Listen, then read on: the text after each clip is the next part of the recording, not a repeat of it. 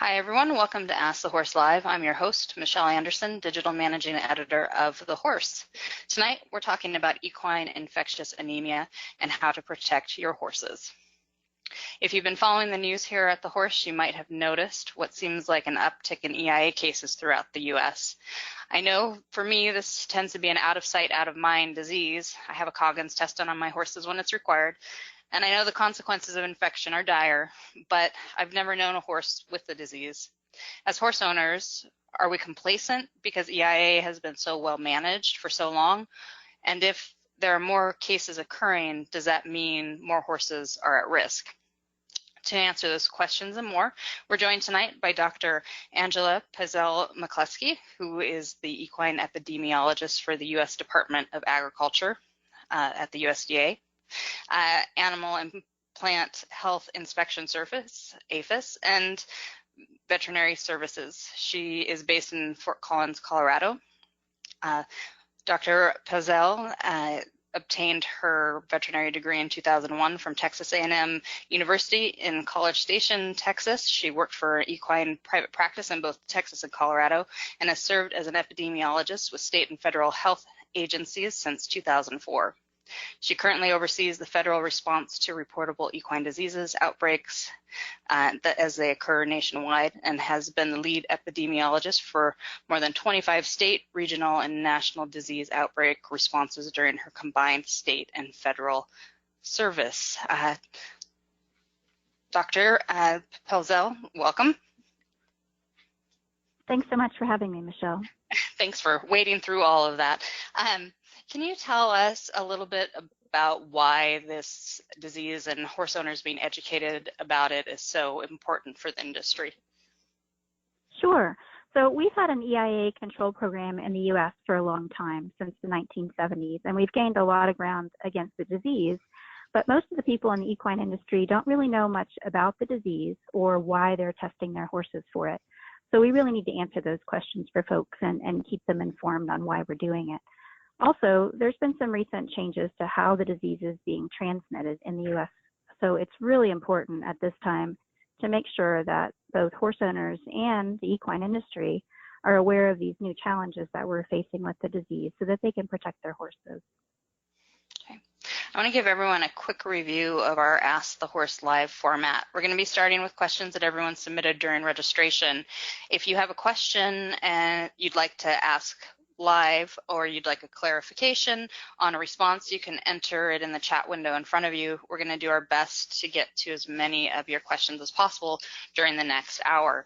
So let's go ahead and get started. First, I want to ask, what is EIA and why is it a concern for the health of our horses?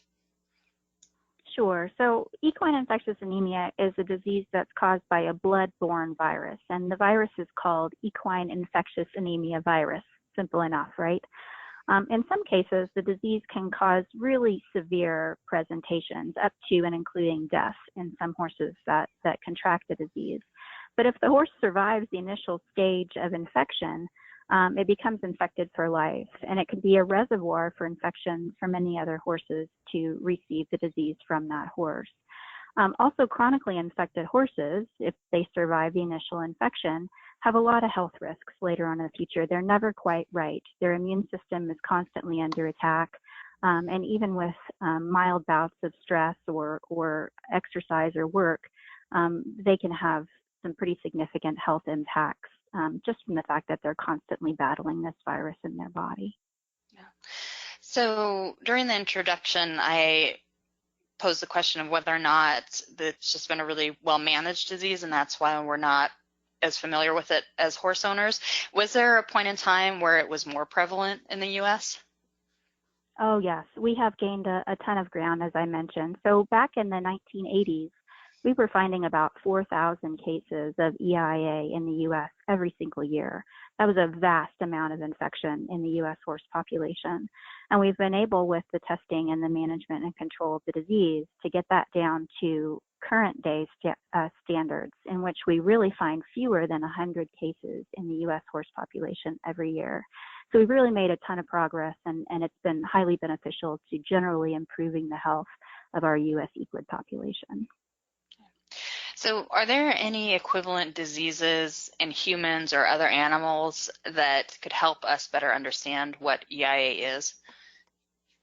Yeah, so EIA virus is a retrovirus, and if you're familiar with retroviruses in the news, the main and most important retrovirus that gets talked about in humans is the HIV virus that causes AIDS. So while we're still trying to understand exactly how EIA virus impacts the immune system of the horse, we do know that it's in the same class of retroviruses as HIV, and so that's the reason why we've struggled so much to be able to try to manage the disease in horses, and we don't have a treatment or a cure for it.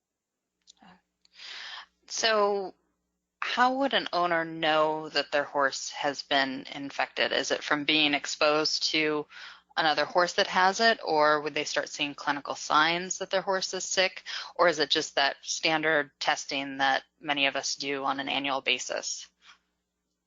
Yeah, it may be any one of those scenarios. So the clinical signs, if you are to see clinical signs pop up in the horse, they're often really non-specific signs and they're variable severity, and it all depends on how the horse's body reacts to seeing the virus if it contracts the virus. So clinical signs in really acute cases can range from just fever and decreased appetite, something that looks very mild and looks like many other diseases. You would really not know that it might be EIA. And it can range all the way up to severe anemia and sudden death. So anywhere in between, that's the clinical signs that you could see, or you may see almost no clinical signs at all. It's often really difficult to differentiate EIA from other diseases, and that's why the testing is really important. In general, if you were to look for clinical signs of EIA, you might note commonly fever, anemia, jaundice, which would be yellowing of the mucous membranes, like on the gums or on the whites of the eye, turning yellow, depression in the horse, potentially swelling of the limbs, generalized weight loss, poor doing, and maybe weakness. But again, any of those clinical signs can be associated with many other illnesses, so that's why the testing is really important. Yeah. So at what point would a typical, your regular ambulatory vet consider doing an EIA test if they saw some of these clinical signs that might have differential diagnoses? Yeah, I have a lot of practitioners who really come to this differential diagnosis when they've taken a quick look at the horse. They have some of these non-specific clinical signs and they don't have a really good reason for why the horse should be exhibiting those types of clinical signs. For instance, they've ruled out, the horse is not in a boarding facility where it would have a respiratory infection and the horse hasn't traveled, or there's a number of other things that a veterinary practitioner would be looking at to rule this out. And sometimes they take them a couple of days to really start to get the nagging feeling that, hey, this horse hasn't been tested a long period of time, it's showing, or at all, and it's showing clinical signs that could be EIA. And at that point, usually most clinicians and practitioners will go ahead and run a Coggins test just to make sure that they are not dealing with EIA. So let's talk about that Coggins test a little bit, because it's one that that as horse owners we have done, I think, when it's required, when we're crossing state lines or whatever the requirement is for the discipline that we're participating in or how we're traveling with our horses. But what is that test? What is it testing for, and how does it identify this disease? Yeah, so the Coggins test is named for Dr. Leroy Coggins, and he was the gentleman who back in the 1970s actually developed this test. So the Coggins test that we use today is actually an agar gel immunodiffusion test, an AGID, and it's just a clear gel in which we put your horse's blood on the gel and we try to get it to react to an antigen for EIA virus. And if your horse has antibodies to the EIA virus, it will react on the gel and we'll be able to see that reaction, and that would indicate a positive test result for EIA. The other type of test that we use is also an antibody test, and that's called an ELISA. And both the ELISA and the AGID are considered Coggins tests, and they're both licensed and approved for use in the U.S. The ELISA is just a faster and easier version, I would say, of the old Coggins test. It's an enzyme-linked immunosorbent assay, and it's more kind of like a test kit that you can run within a period of about an hour instead of the Coggins test, AGID, which sometimes takes a full 2 days to see the reaction form before they can report out. But both tests are called a Coggins test, and we use those to diagnose horses in the U.S. and to screen horses in the U.S. So are those test results and that piece of paper that we get, our Coggins paperwork, is that a state-regulated document, or is that a federally regulated document, or is that just something that our vet gives us that shows that our horse has been tested for this? Yeah, that's a good question, Michelle. So most of the testing that we are conducting in the U.S. is state mandated. So each state has import requirements that a horse be Coggins tested to enter the state of a variable period of time in which the horse needs to have that done before it moves to the state. Individual states also have their own state regulations governing whether or not you might need a Coggins test for a change of ownership, or to sell a horse, or to reach an assembly point like a sale or show or event. And then individual events, as you know, will put a requirement in place that horses may need a Coggins test to attend that particular event within a certain period of time. But most of the regulations that we have out there are state regulations. The form that we use, the Coggins test form that you carry around with your horse once you get negative results on it, is actually a federal form, and we at the federal government at USDA approve the use of that form and make it available to all of the states. But the states also have their own forms that match our federal 1011 form that can also be used. So for federal oversight, we oversee the form, and the regulations currently are state regulations. So vets use a lot of acronyms when they're talking about diseases and viruses that cause diseases. And so with our horses, we have EHV, which is equine herpes virus. We have equine influenza, which is often EI. So it seems like it can be very confusing for horse owners about which diseases their horses are being vaccinated against or tested for. I think triple E is probably, there's another one with the E in there. Can you explain to us what EIA is not when we're talking about like our core vaccines and those core diseases that we protect our horses against? Sure. So EIA is not any of those diseases that you mentioned. And I think we in the veterinary community have really made this a problem, right? Because first we have to shorten all the very long names so that we can talk about them with everyone. But all of the names start with equine because they're specific to the equine species that we're dealing with. So I think we've done it to ourselves, having an E start with every disease that we have, and that is very confusing.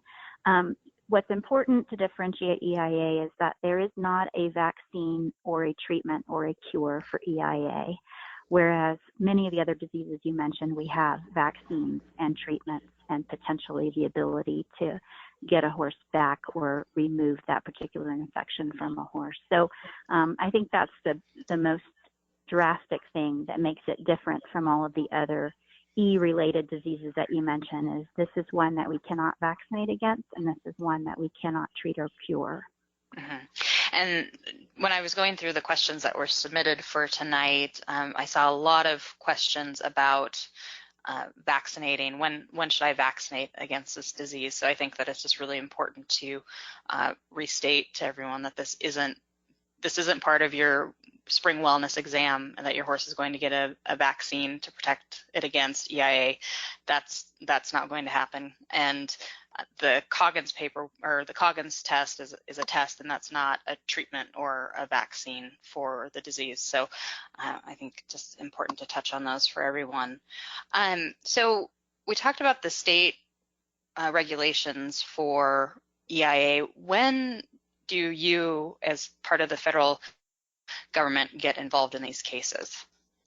Sure. So I get involved in these cases on a daily basis, and mainly I provide support to the state animal health officials, which is the state veterinarian's office in each state, to manage the diseases that we find in each state that are equine related. And when they get a case of EIA, I'm usually working to support them to do the epidemiological investigation. And that's just a fancy word for the investigation of figuring out where the disease came from, where it spread to, and how we deal with it to reduce further spread in that particular population. So it's a joint effort between me on the federal side and the state veterinarians' offices and local federal officials that I work with to manage those cases when we find it. And so we all work together to do that, and we work under state quarantine authority to do that. We have a question from Corinne in BC, Canada, and she wants to know, other than mosquitoes, are there any other vectors or possible vectors that spread this disease? And I'm really grateful to Corinne for this question, because this is a common misconception that we need to fix.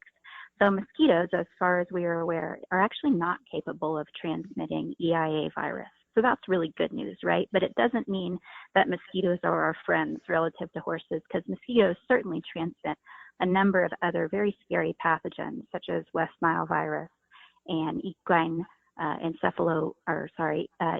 equine encephalitis, western equine encephalitis. So those diseases are very important that mosquitoes do transmit, but mosquitoes don't transmit EIA. The vectors that do transmit EIA are mainly certain types of biting flies. Horse flies, stable flies, and deer flies are probably the most common types of biting flies that are capable of transmitting EIA virus. They have a certain kind of mouth parts that actually, spongy mouth parts that hold the virus and the large volumes of blood so that it can be transmitted from horse to horse very quickly.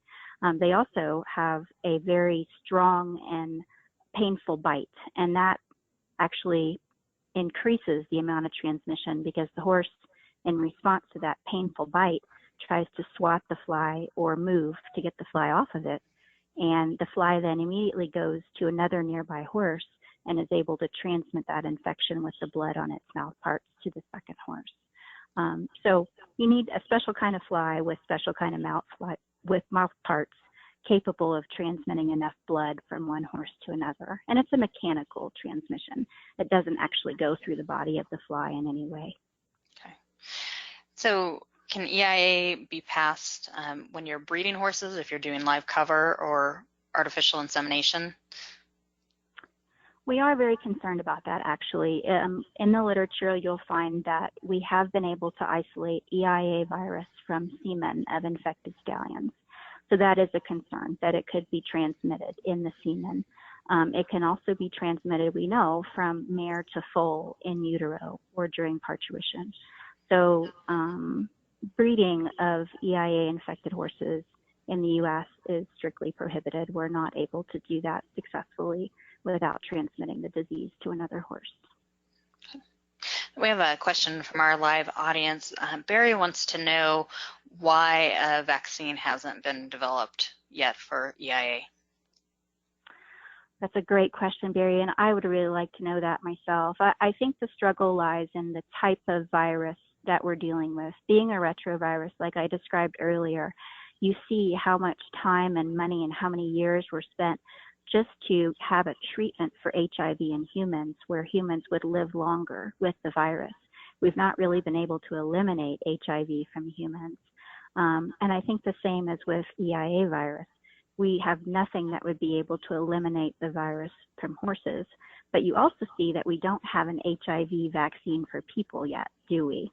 And I would say in the animal health world, we're always several steps behind in the ability to be able to fund the research and have the money to find and get new vaccines to the market.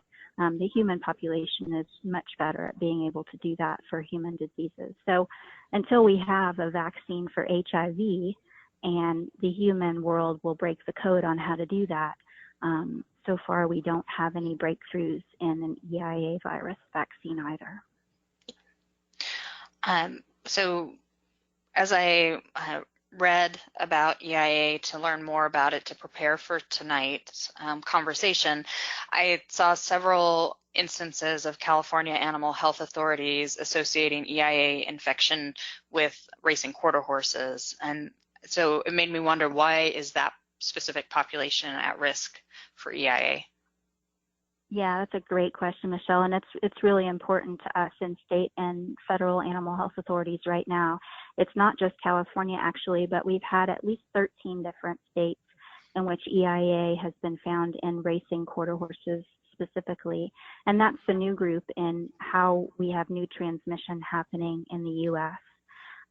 So iatrogenic transmission is a fancy name for transmission of a disease in which the human is involved with some sort of contaminated equipment in transmitting the disease.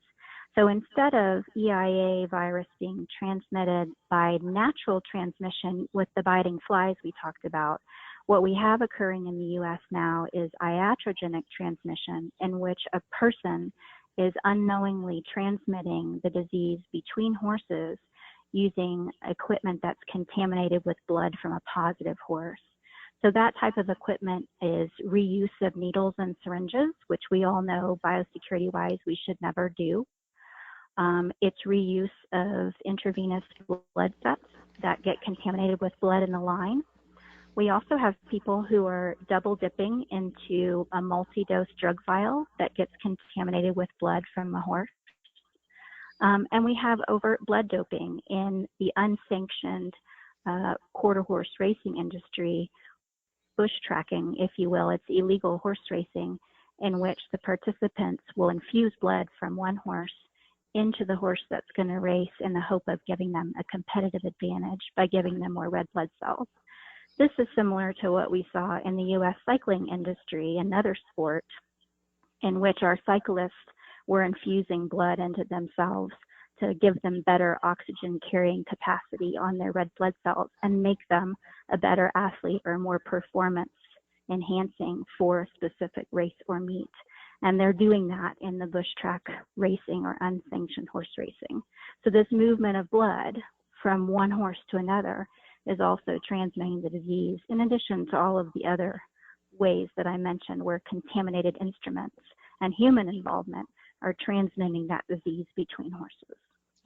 So when are these infected horses being identified then if they're being raced under the table?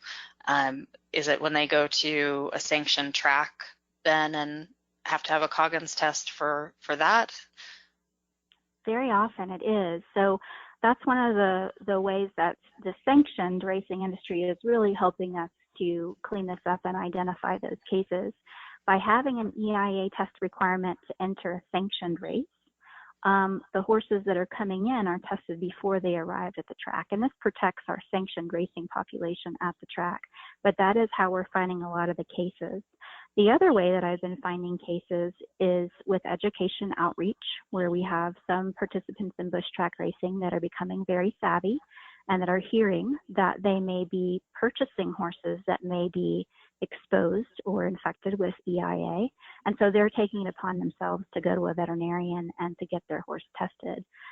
Sometimes it's a change of ownership Coggins test where we find that particular horse positive where the owner was not going to disclose that, but the buyer was smart enough to request a test, and that may be how we find it as well.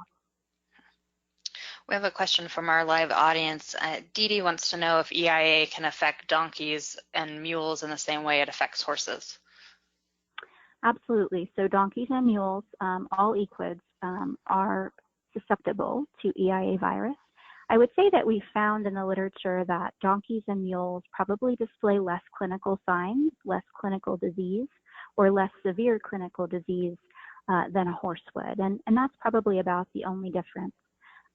But they do become infected and are chronically carriers just like a horse would be.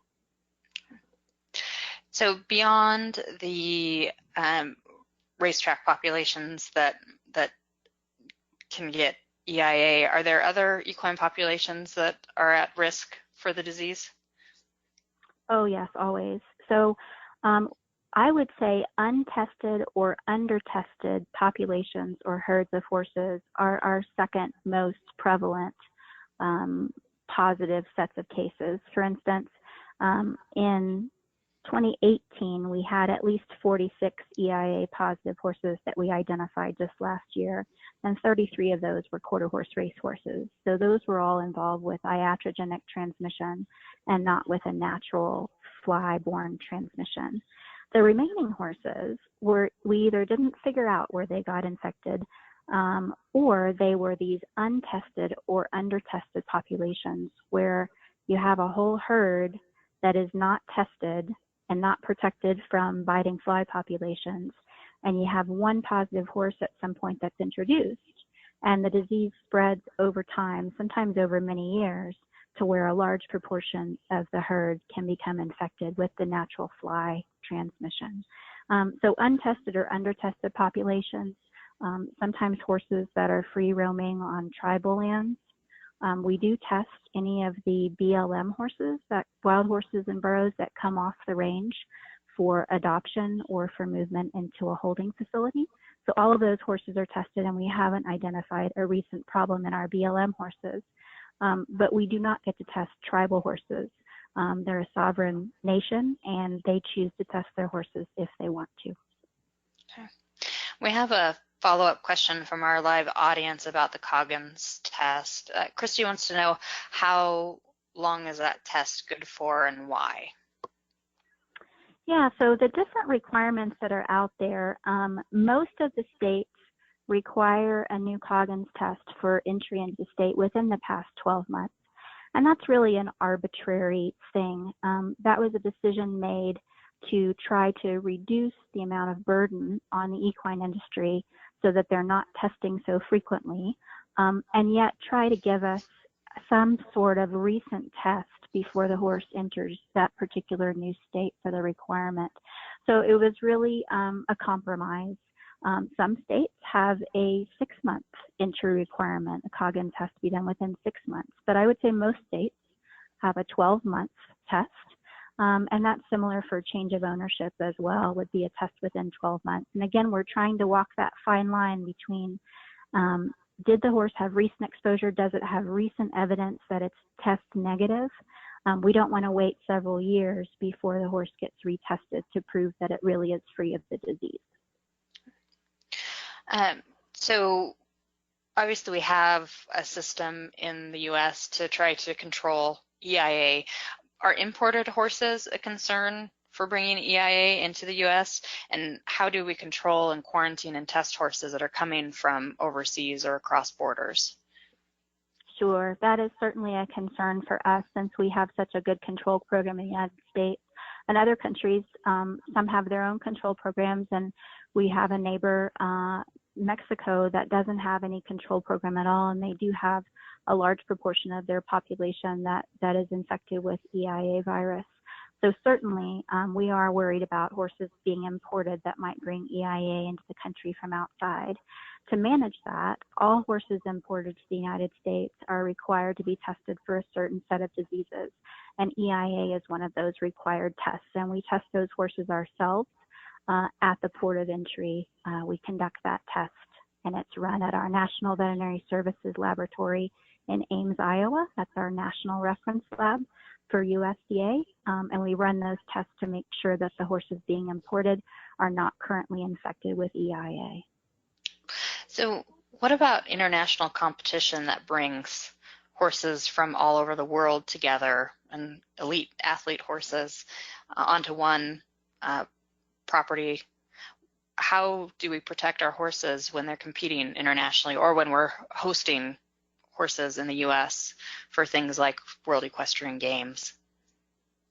Sure. So we actually, USDA has oversight over those international competitions for which we have waivers for some horses to come in with certain diseases that we don't have. Equine paroplasmosis is an example of that, where the international horses might be kept separately if they are of a certain disease status, and they're not allowed to have contact with our U.S. origin horses, and they're also undergo a higher level of security and scrutiny.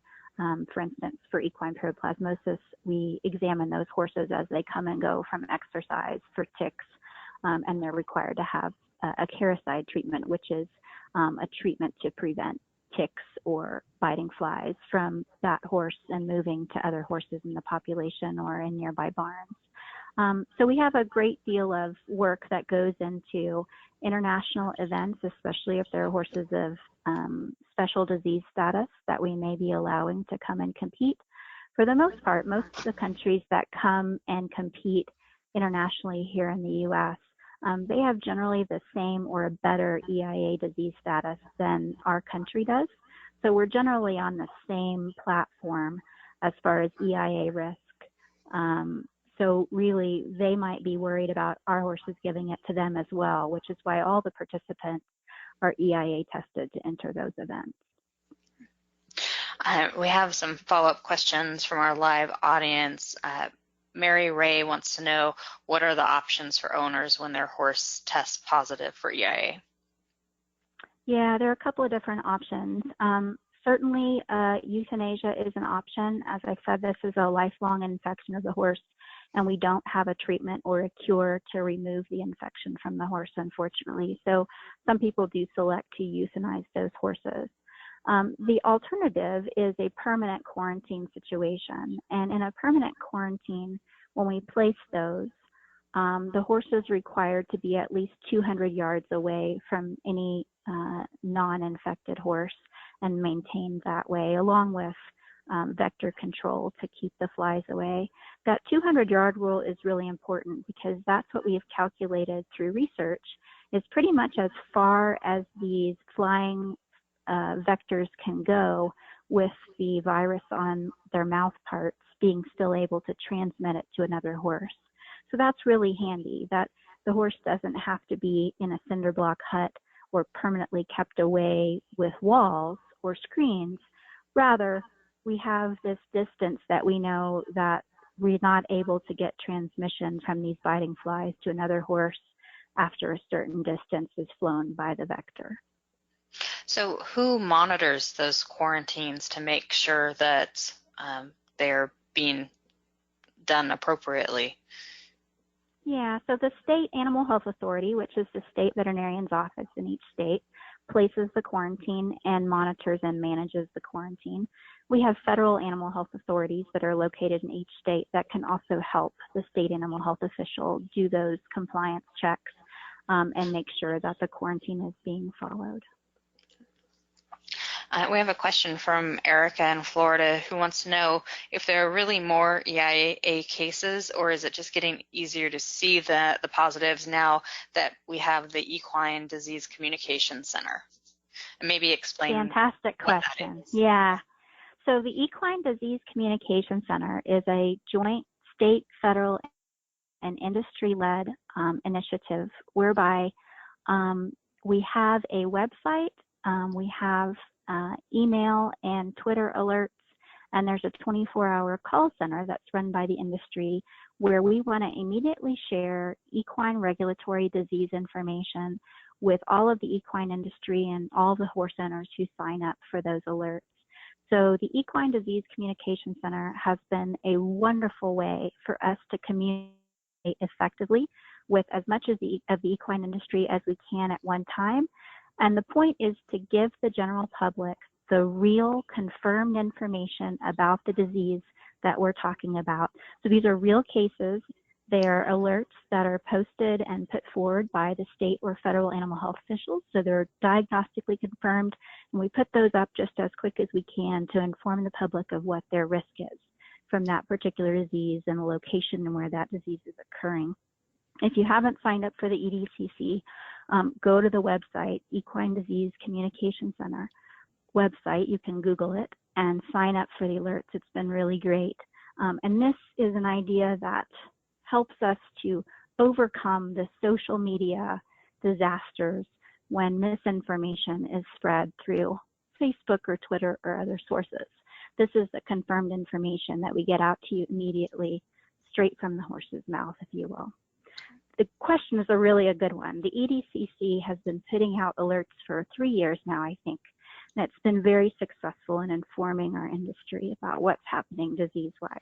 So you have seen a lot of cases of EIA posted. And I would say there's some increase in just the awareness and the posting, and that's why it looks like there are more cases. But I will say we are getting more iatrogenic disease transmission than we ever have before.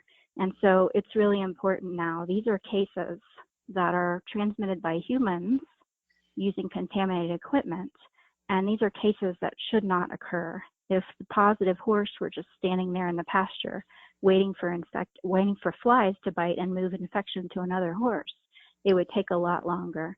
And so we're finding large clusters of positive horses that can have disease transmitted to them very quickly just by the use of contaminated instruments, where the same amount of infection on that property may have taken months to years to form if we let the flies do it. So for horse owners who are, say, getting the horse e-newsletters and where we report on those cases, and they see, oh, there's EIA cases reported in Colorado. If they're in Colorado, should they be concerned for the health of their horse, or because they aren't participating in high-risk activities, then is it not such a concern? Because it's weighing that, we horse owners tend to worry about our horses. So it's that worry factor. Is it something that we should be concerned about if it's in our state or our area? I think it's always important as horse owners that we know what diseases are in our state and in our area, and that we calculate for ourselves and work with our veterinarian to determine what is our risk of that disease to our herd. Do we have activities that may be risky, that may predispose us to receiving that disease in our herd, or are we generally a really biosecure area or farm where we're really unlikely to get that particular disease transmitted? So I think it's the responsibility of all of us horse owners to know what diseases are out there, to pay attention to the alerts, and to consult with your veterinarian on a regular basis as far as what is your risk from that particular alert that went out, and how do you protect your horses properly? We have a question from Hannah in our live audience, and she wants to know what horse owners can do other than testing their horses regularly to protect them from the disease. Do you have any management recommendations? Absolutely. So good vector control is always important with all of our horses, right? We talked about mosquitoes not being able to transmit EIA, but able to transmit West Nile, Triple E, and other things. And we talked about the biting flies that are capable of transmitting EIA. So vector control is a program that we all need to have for our horses, and that means managing manure.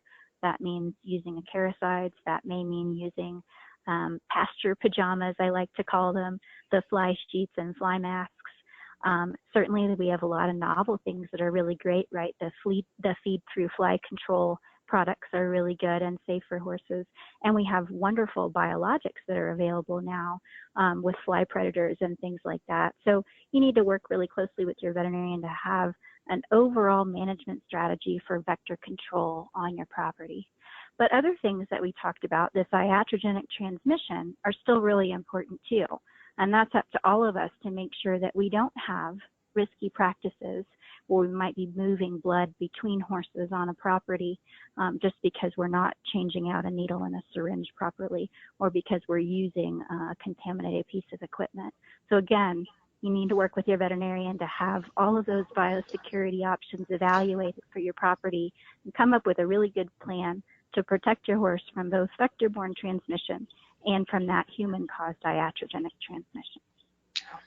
So where I live, I don't have many biting flies. I'm in the high desert of Central Oregon, but if you go into the mountains, you get lots of biting flies, and they drive the horses crazy. They drive the humans crazy when you're out camping. Are people who are taking their horses out to camps, horse camps, are their horses at an increased risk because of being exposed to more of those biting deer fly that are out in the wilderness? Yeah, I think that's a real risk. The other risk is that we may have individuals who are going to those sites that aren't following what the rules and regulations might be for that particular national forest or state land, or even just a local riding area. And if they don't take a Coggins test negative horse into that environment, we don't really know the disease status of their horse, and they could be infecting that particular deer fly or horsefly population and spreading it to other horses that are on the trail. So I do think it's a risk. if you take horses anywhere where they could have contact or exposure to vectors that have contact to other horses, if you have people that aren't aware of the disease status of their horse and take that responsibility seriously, then we certainly can get transmission in those situations. Follow-up question to that was, if you ride on federal lands, are you required to have a Coggins test? I think you need to look at the individual federal land requirements either on their website or with that particular Forest Service or federal service that oversees the land. There may be differing requirements for different types of land. So you always want to contact your destination to find out what those specific requirements are. Okay. We have a question from our live audience. Michelle wants to know if she's had horses that have always had negative Coggins and they no longer compete or travel, is it necessary for them to be tested every year? So I would say in that situation, if you have a history of a known negative disease status for EIA and you don't have any activities that put you at risk, like contact with other horses or movement on and off the property, you may be able to test less frequently than once a year. What I would caution you about is that you still might have neighbors who may not properly test or manage their horses. So I wouldn't say you're totally safe, but testing every year, you might work with your veterinarian to determine whether or not you can back off on that based on what your actual risk is, and let your veterinarian help you to determine when that test should be conducted to make sure you maintain that negative disease status. We have a question from Elizabeth in Pennsylvania. I just heard a strange sound on the line. Are you still there? I'm still here. Oh, good. Elizabeth in Pennsylvania says that she has her horses tested yearly, but she wants to know how long it can take for a horse that is positive to start showing clinical signs. So if you had them tested on January 1st and they were infected on January 2nd, how long would it be before they showed signs that they were sick? Yeah, so that's what we call an incubation period. Basically, it's how much time does it take from when the horse is exposed to when it either shows clinical signs and or when it might test positive for the disease. And for EIA, the incubation period is highly variable. It ranges anywhere from 1 week to 45 or more days after the exposure occurs. And in some cases, like we talked about at the beginning, the clinical signs may be so mild that you might not see any clinical signs develop at all. The horse itself will take a period of time before it will test positive on our Coggins test. Again, we're testing for antibodies, so the horse's immune system has to generate those antibodies after it's seen the virus for a certain period of time.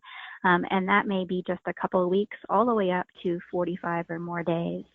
When we have post-exposure testing of horses that are currently negative, that have been exposed to a positive horse, we typically wait 60 days after that exposure has ended before we retest those horses on the Coggins test. And that just, we're trying to maximize that incubation period to make sure we don't miss a horse if it's actually incubating the infection and not yet testing positive. We have a question from our live audience. Joni wants to know if there's any chance of eradicating this disease in the U.S. with mandatory testing. Yeah, that's a question that we've talked about with industry leaders for the past several years. I think there's a good opportunity that we could eradicate this disease from the United States.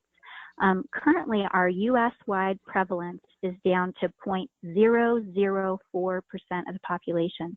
That's way, way less than 1%. It's really tiny. Last year, we only had 46 positive cases, and we tested 1.5 million horses last year. So that's really, really good. We've got the prevalence down to a very low level. I think the only thing that's concerning is that we do have a neighbor to the south, Mexico, that doesn't have any control program at all. And while we test Mexican horses that are presented for official import to the U.S. and we test them for EIA to make sure they're negative before they come in, we certainly know that our southern border is very porous, and we may have horses that are smuggled into the U.S.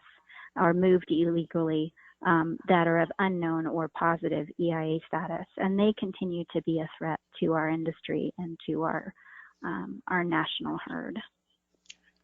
We have another question from our live audience. Bonnie wants to know, is it possible for the Coggins test to produce a false negative? In other words, could a horse test negative but actually carry the virus?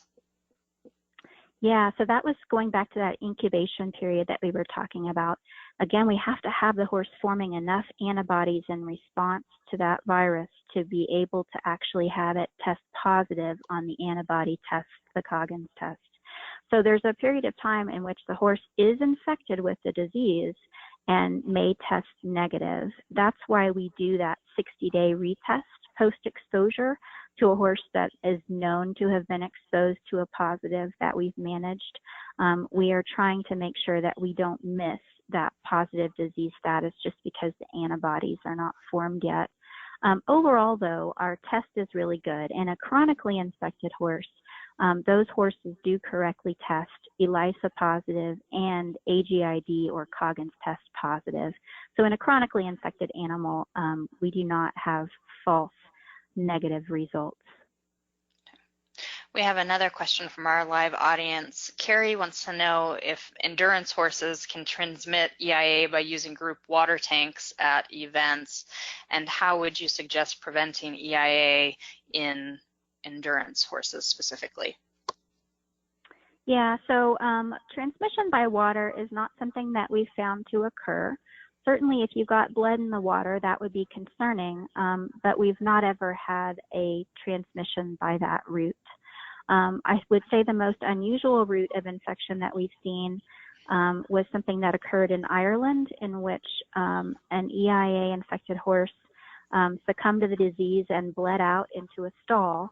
And in trying to clean and disinfect that stall, the veterinary staff used a pressure washer that aerosolized the virus that was in the blood, and we did have other horses inhale that virus and become infected. So certainly the biting flies and the iatrogenic contaminated instruments are not the only ways that EIA can be transmitted. That aerosolization was another strange and unusual way. We have not seen, however, contaminated water be able to transmit the disease to date. So I don't think that's a high risk. For endurance horses, I would be more concerned about who is managing the needles and syringes and equipment around those horses. That should be a veterinary professional and not a layperson or a trainer.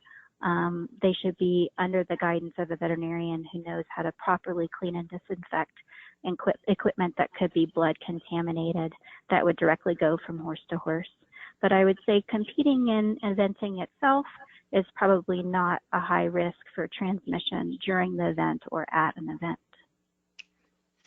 Our next question is from Jenna in Oklahoma. She wants to know, what are the quarantine procedures for horses that have been exposed to an EIA positive horse? Yeah, so once we've managed the EIA positive horse, which is either complete isolation at least 200 yards away from the rest of the herd, or removal of that horse from the premises, whether it's to another premises or whether the horse is euthanized, the remaining horses that are currently test negative are going to be held under quarantine for an additional 60 days at a minimum, where they're going to be retested at that time to make sure that they weren't incubating the disease and they didn't actually pick it up from the horse that was infected.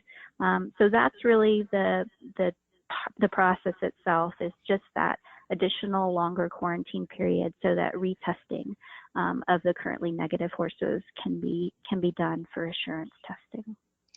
So if you have a positive horse at a track, it seems like that would be a significant financial impact to that track and that the people at that that are competing. It is. I would say because you're at a big venue like the backside of a racetrack, it's really important that all of us maintain our responsibility for the disease status of our horse. So if we do get an exposure like that, if the state or federal animal health authorities are not able to test every horse on the track free of charge, and that happens, you can't all pay for 1,000 horses to be tested on the backside sometimes.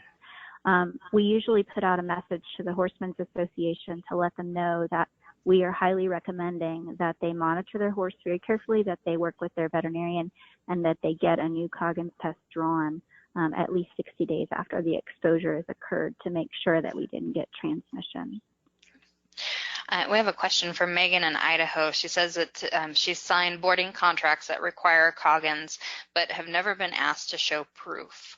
Whose responsibility is it to make sure boarded horses or horses that shows that say they require a Coggins test get checked? Yeah, that's a great question. So this actually depends on who places the requirement. So if you're in a state where there are no requirements for EIA testing at assembly points, for instance, a show or event or boarding facility, then the EIA test requirement that's being put in place is probably being done by the show and event manager or by the boarding facility manager. So it's not a state requirement in those instances. So the person who put the restriction in place, the person who required the Coggins for that show or event, or the boarding facility manager who required that, they're really going to be the ultimate person who should be checking that paperwork to make sure that people are following the guidance that they've put out. We do have some states, Texas is one of them that I'm very familiar with, that has an EIA test requirement for horses that enter an assembly point, and that includes shows, events, and boarding facilities and stables. So in that instance, where there's a state law that horses that are congregated or commingled at an assembly point of any kind are required to have a current EIA test within the last 12 months, that would be the state burden, since they're the one who placed the law, to follow up and check on those types of requirements. Certainly, that's very labor intensive, and they can't do all of that checking, but I know they do attempt to do that, especially if they've had a problem with a certain event or facility following that regulation. Is there a legal responsibility for owners that potentially have a positive horse, or for facilities that accept a horse without checking Coggins that could have it? I'm thinking of the legal risk of being responsible for infecting other people's horses. Yeah, I think that's a very significant legal risk. Certainly, we know that we're in a very litigious society, and that everyone has heard a horror story about someone getting sued over a horse, whether it's over a sale or a movement or an injury or a disease. So I think that is a universal responsibility for all horse owners and boarding facility managers and event managers to maintain and know the disease status of our equids. And that may mean that if they don't do what is right and generally considered common sense and proper in our industry to prevent that disease from occurring or prevent ongoing transmission at a facility, I think an attorney might be willing to take a case like that, and they may be open to legal ramifications just from an individual complaint that that person or the lack of their responsibility may have contributed to infection of their horse. We have a question from Ellen in our live audience. She wants to know if horses or if cows can carry EIA and if it can be passed from bovines to equines. So great question, not that we know of.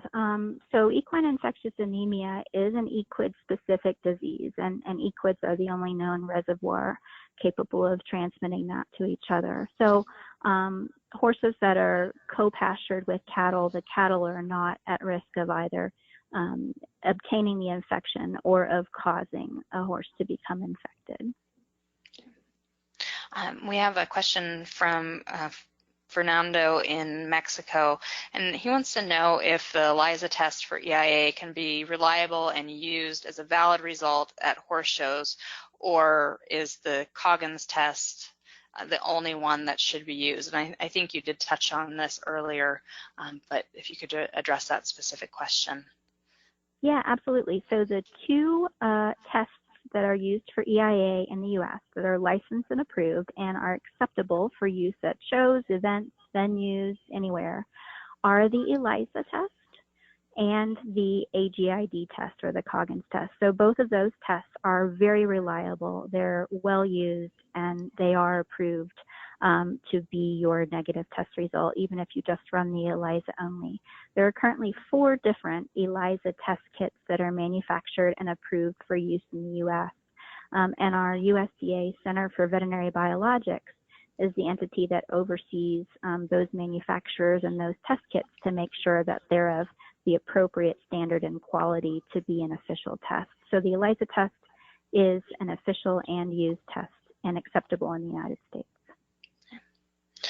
Kay in our live audience wants to know more about the potential for a vaccine.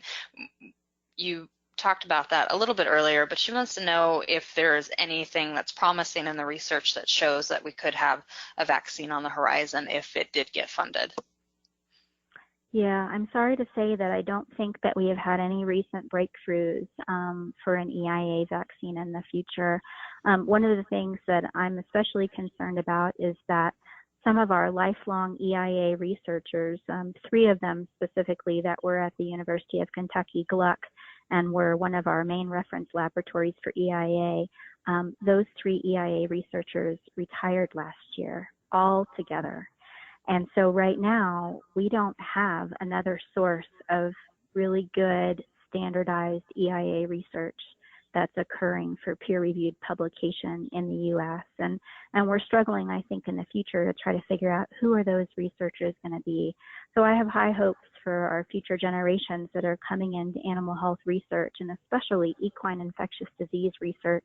We are going to have to find some new blood and some new researchers to help us tackle this topic, because right now we don't have anything happening to help us. Yeah. Before we close tonight, because we only have a couple minutes left, I'm wondering if you have anything that you would like the audience to take away from tonight's conversation. What is the most important piece that you would like them to understand and take it to their management of their horses? Yeah, I think one of the most important things to take away is that we've spent a lot of time in the past focusing on individual horse diseases like colic and laminitis, which affect a large number of horses out there, but only one individual horse that gets that particular disease or problem at a time. And I think we've neglected the role of infectious diseases in the United States and its impact on our overall horse health and its economic impact on our massive U.S. equine industry. And I think the industry is just now coming to terms with the fact that equine infectious diseases are a really big deal. And they're starting to get the message out to individual horse owners that if we don't take responsibility for the biosecurity at our own farms and in our own horses in preventing infectious disease transmission of any kind to our horses, then we really are failing at protecting the national horse herd in the United States. So we have a really important responsibility as horse owners to manage biosecurity on our farms, to work closely with our veterinarians to keep our horses in top health, and to be aware and cognizant of all of the different impacts that equine infectious disease could have on our herd and our U.S. industry. Well, thank you so much, Dr. Pelzel, for being with us tonight and answering all these questions. We've had a nice, large, active audience behind the scenes that you haven't seen the inner workings of what's going on behind the scenes, but we have a bunch of people out there. Unfortunately, that's all the time that we have for tonight. So again, thank you for joining us. Thank you so much for having me, Michelle, and thank you all for this opportunity to provide some really good infectious disease information to your audience. It's been wonderful. Thank you. For those of you who are listening live, please join us next month. We're going to be talking about neck and back pain in our horses. Until then, from all of us here at The Horse, have a great night.